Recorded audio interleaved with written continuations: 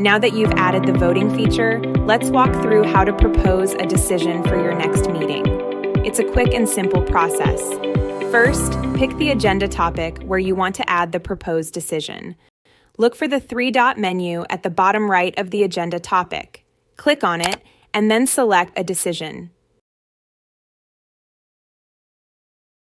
Next, give your decision a title and provide a short description so everyone knows exactly what they're voting on. Once that's done, leave the decision as proposed for now. Before you can start the voting process, make sure your agenda is published. You won't be able to vote if it's still in draft mode. When you're ready to start voting, head back to the agenda topic and click on the decision icon.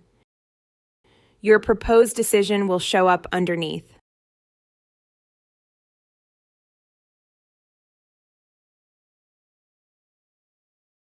Select Start Vote.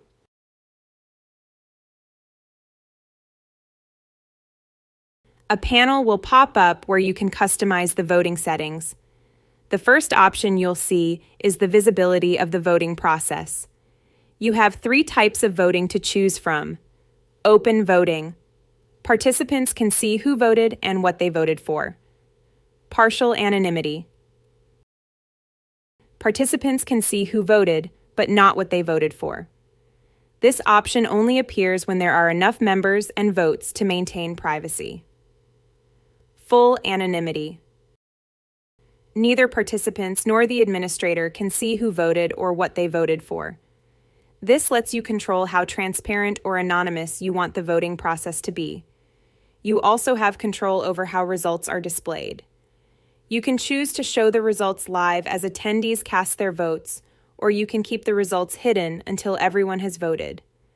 There are a few other settings to consider. You can allow attendees to abstain from voting, automatically close the vote once everyone has cast their ballot. And if you'd like, you can let voters add a comment to go along with their vote. These options give you flexibility in how you manage the voting process.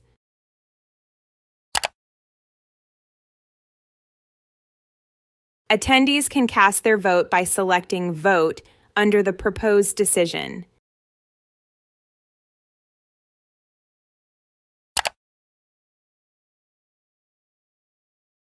If you've enabled live results, you can see them by clicking View Results.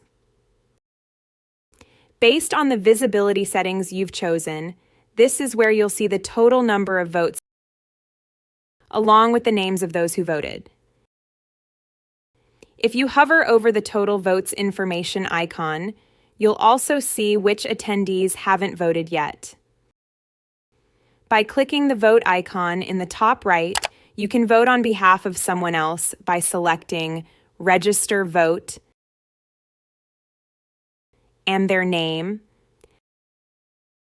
how they gave you their vote, and their choice.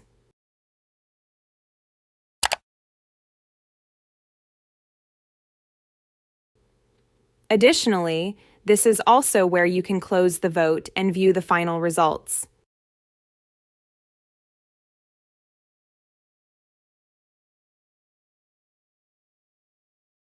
Finally, to wrap things up, click the 3-dot menu on the decision and select Make Final. This will officially mark your proposed decision as final, automatically logging it as a decision made. This decision will be visible in the decisions list, just like you can see here. Additional settings allow you to enable weighted voting for your team. To do this, go to the 3-line menu at the top right of the agenda and scroll down to Team Settings. Here, you can adjust the weight of each team member's vote, giving certain votes more value if needed.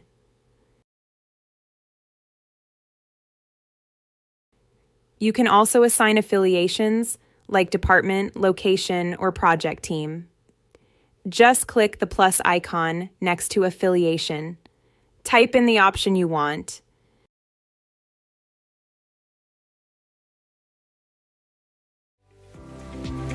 Then head back to the Member Properties tab to assign that affiliation to a team member.